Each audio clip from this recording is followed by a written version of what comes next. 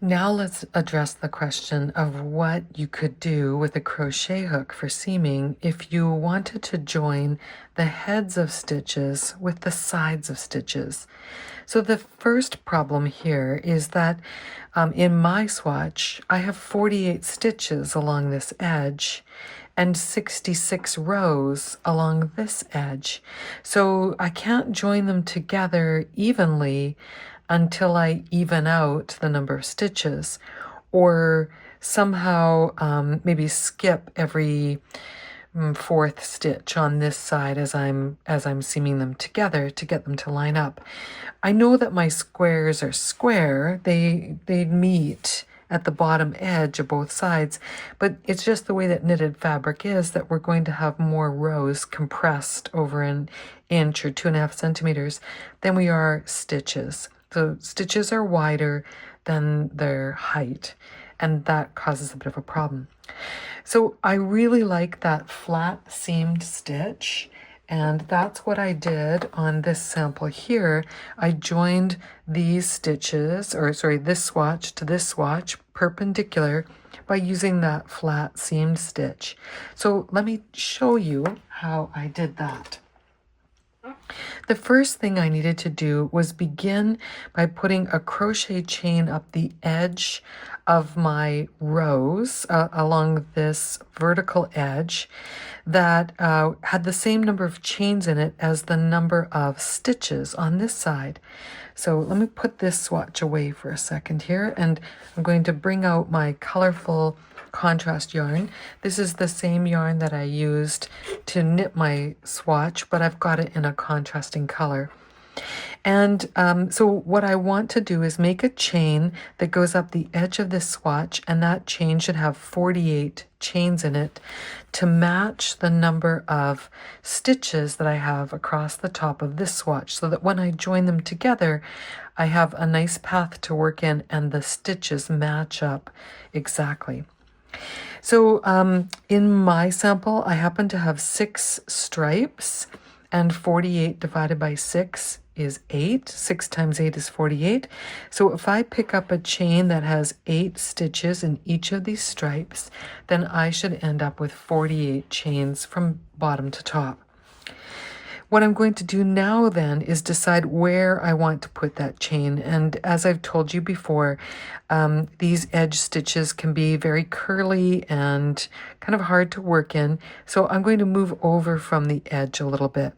I can go a full stitch width over if I want to. I could go, you can make your seam as far in as you'd like it to be.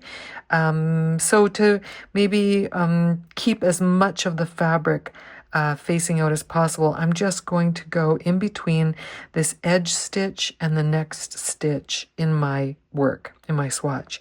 So I'm sticking my crochet hook in between 2 columns of knit stitches.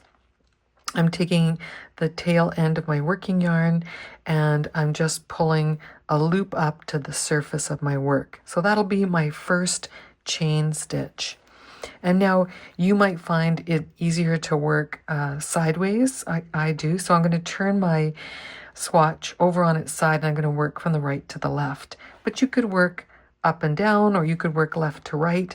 It doesn't make any difference.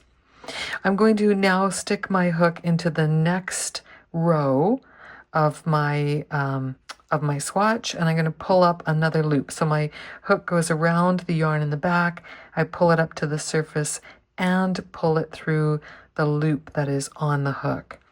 I'm going to go into the next row and do the same thing. So basically, I'm just creating a chain along the edge of my work. I've got 3 chains, 1, 2, and 1 on my hook. And so now I'm going to skip the next row.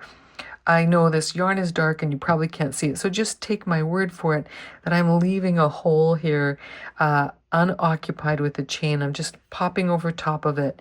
So in a sense, I'm chaining 3 stitches for every 4 rows, or however else you want to do it, just evenly dispersing stitches along the edge of your work so that you end up with the same number of chains here that you have on your bound off edge.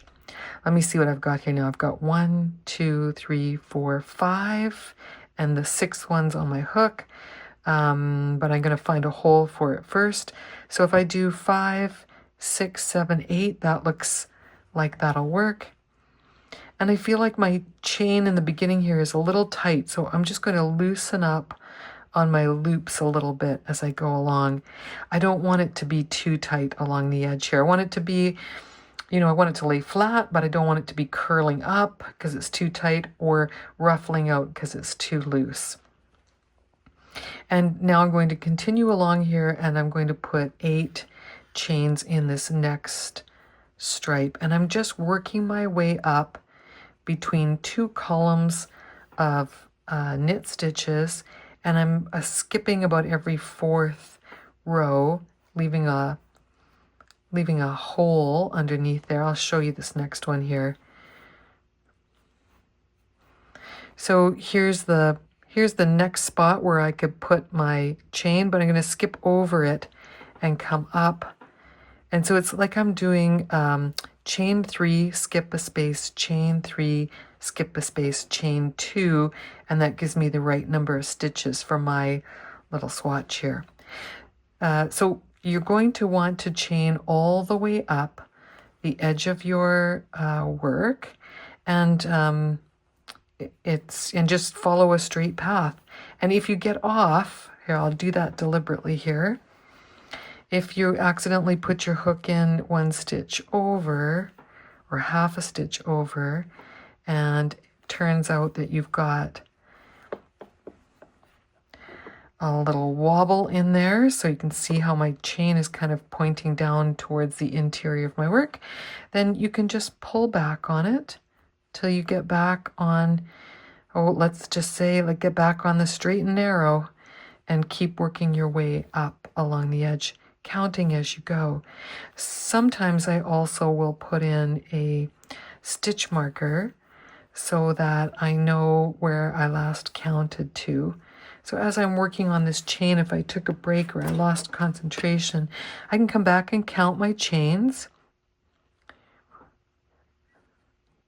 10, and I'll just put 1 little stitch marker in every 10th chain. So if I'm going to come back and count, I count from here.